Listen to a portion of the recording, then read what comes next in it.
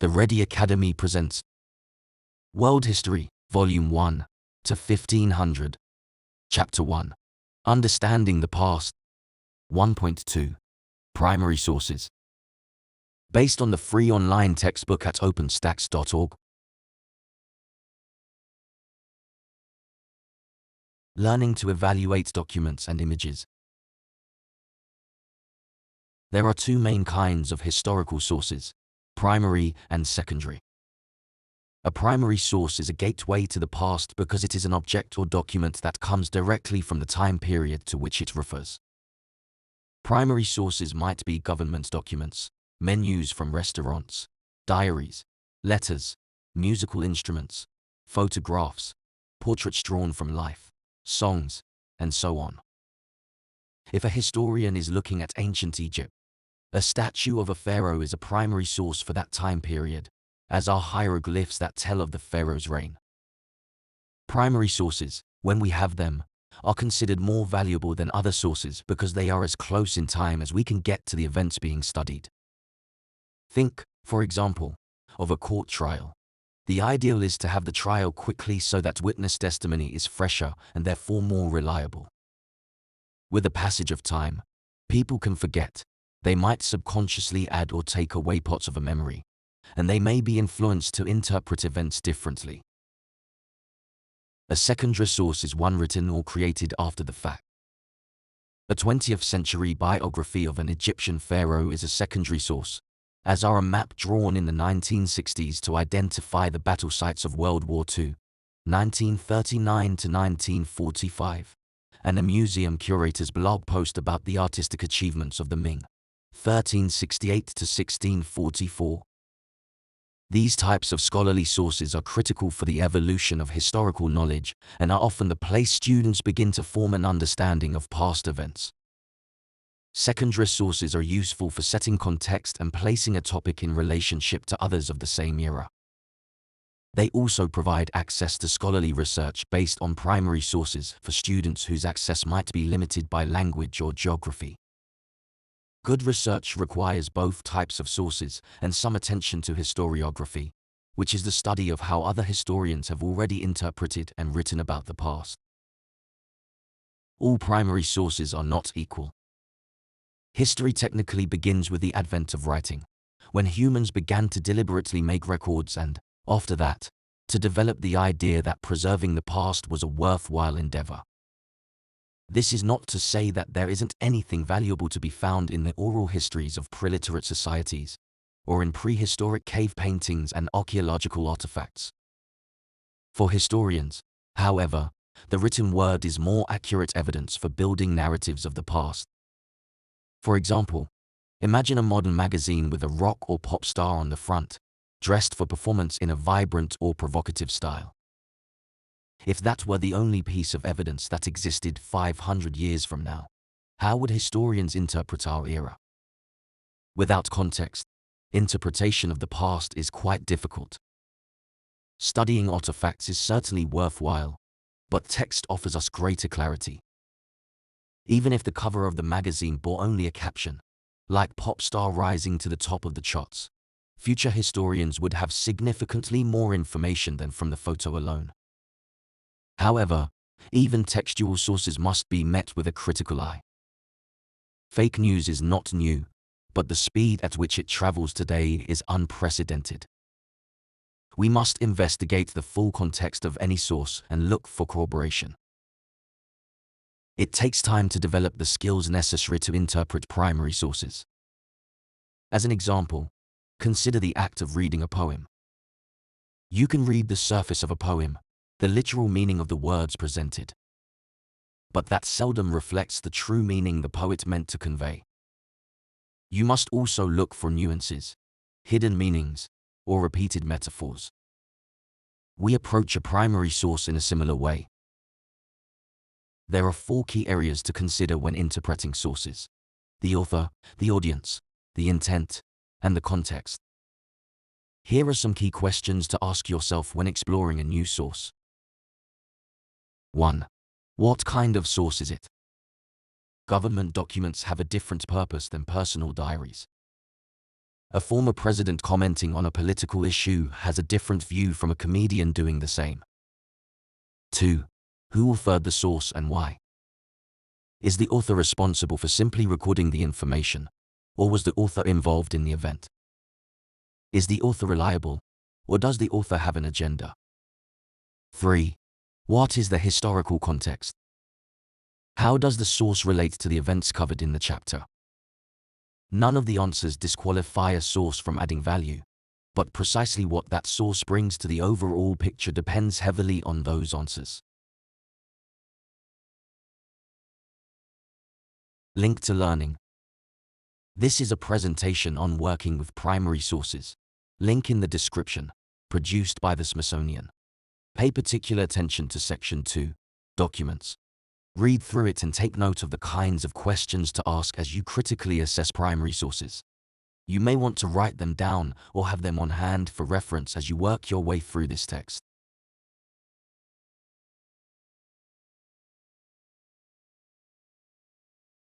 In a world where many sources are available in digital format, searching online, as many students do, is a convenient way of doing research.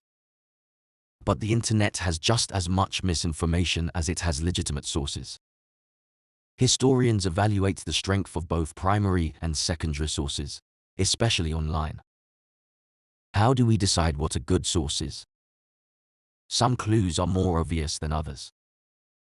For example, it is unlikely a truly scholarly material will be found on the first page of a Google search, unless the search terms include key phrases or use targeted search engines such as Google Scholar. Online encyclopedias may be a good place to start your research, but they should be only a springboard to more refined study. Your work is only as strong as the sources you use. Whether you are writing a paper, a discussion post online, or even a creative writing piece, the better your sources, the more persuasive will be your writing. Sites like Wikipedia and encyclopedia.com offer a quick view of content, but they will not give enough depth to allow for the critical thinking necessary to produce quality work. However, they are useful for introducing a topic with which you might not be familiar. And if you start with encyclopedic sources, you can often find pathways to better sources. They might spark new lines of inquiry, for instance, or have bibliographic information that can lead you to higher quality material. Always make sure you can tell who is producing the website. Is it a scholar, a museum, or a research organization? If so, there is a good chance the material is sound. Is the information cited? In other words, does the source tell you where it got the information? Are those sources in turn objective and reliable? Can you corroborate the site's information? This means doing some fact-checking. You should see whether other sources present similar data and whether your source fits into the narrative developed by other scholars. Does your school library list the site as a resource? Finally, if you are not sure, ask. Librarians work in online spaces too, and you can generally reach out to these experts with any questions. As you explore world history via this text, you will be asked many times to read and interpret primary sources. These will normally be set off as feature boxes, as noted earlier. Let's work through a few examples. The goal is to become more familiar with the types of questions you should ask of sources, as well as the variety of sources you will work with throughout the text. First, an image exercise. The following images are exterior and interior views of the Hagia Sophia in Istanbul, a wonder of the late antique world whose name means holy wisdom in Greek. Buildings and other material objects change as they are affected by historical events. Images of them can tell us much about those events and the people who enter or interact with them. The first set of images, Figure 1.4 and Figure 1.5, provide a likeness of the famous church at the time it was built, during the reign of the Byzantine Emperor, Justinian I, 483 to 565 CE. The domed structure was unique for its engineering and stunning in its effect. Decorated with Greek iconography, the visual images and symbols used in a work of art, the basilica stood as an emblem of Justinian's power, the awesome nature of the Christian God, and the surviving wealth and stability of the East. Churches at the time were meant to inspire awe. Because most people could not read, stories of religious figures and events were told through highly decorative and symbolic images. An obedience and a desire to join a religious community could be motivated by the building's grandeur. As you study the renderings, reflect on the following questions. What are the key features of the building? What does it make you think about? What does it tell you about the period in which it was built? What would you think about it if you were a poor 6th century farmer, an urban merchant of some wealth, or a foreign leader? Figure 1.4 Exterior of Hagia Sophia. Note the domes and archways in this drawing of the exterior of the Hagia Sophia. Such architectural features were particularly hard to build during the 6th century and often collapsed because the engineering was flawed. Thanks to their durability, those of Hagia Sophia were a marvel at the time it was built. Credit, Saint Sophia, Constantinopolis by Ed Library/Wikimedia Commons. Public domain.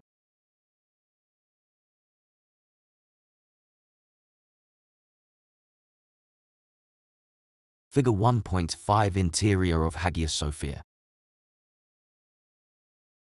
The Greek Christian iconography found in the interior of the Hagia Sophia includes halos on the figures, signifying holiness. Also note the lavish use of precious gold in this 10th century mosaic of Mary, the child Jesus, and the emperors, left, Justinian and, right, Constantine. Credit, Hagia Sophia Southwestern Entrance Mosaics 2 by Mirabella/Wikimedia Commons, CC 01.0.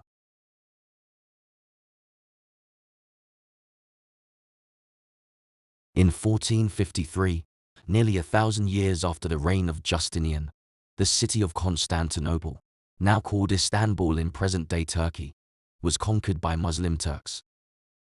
According to contemporary accounts of the conquest, when the Ottoman leader Sultan Mehmed II came to the Hagia Sophia, he recognized its beauty and saved it from destruction.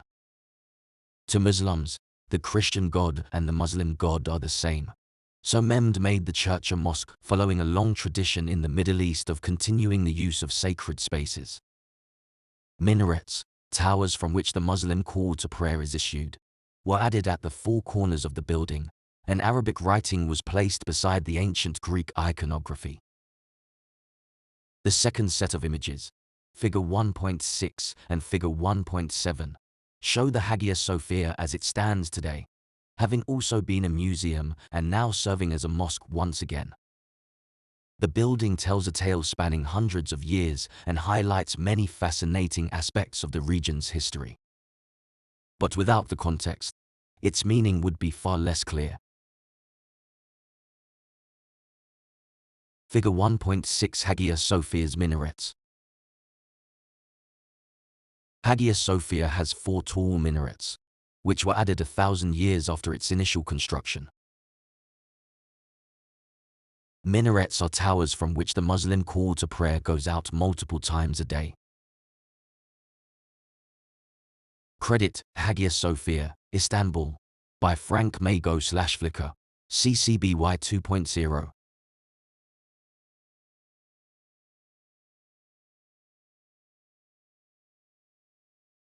Figure 1.7 Hagia Sophia's many influences. Muslims consider themselves the heirs of Judaism and Christianity, and until recently, you could still see the early Greek iconography in the interior of Hagia Sophia. Now it is covered during prayer times by large medallions bearing Arabic writing. Credit, Hagia Sophia Istanbul 2013 by Karolj/Wikimedia Commons, public domain.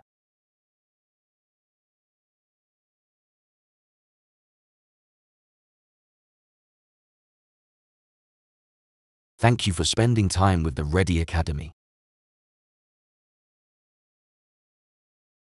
Special thanks to authors and coders Ryan J. Lynch, Brooke Nelson, and Julie Tatlock.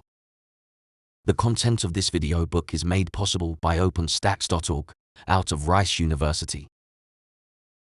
If this video book added value to your day, like the video and consider subscribing to our channel for more quality content. Please share your feedback in the comments below, and we look forward to engaging with you in the next video book.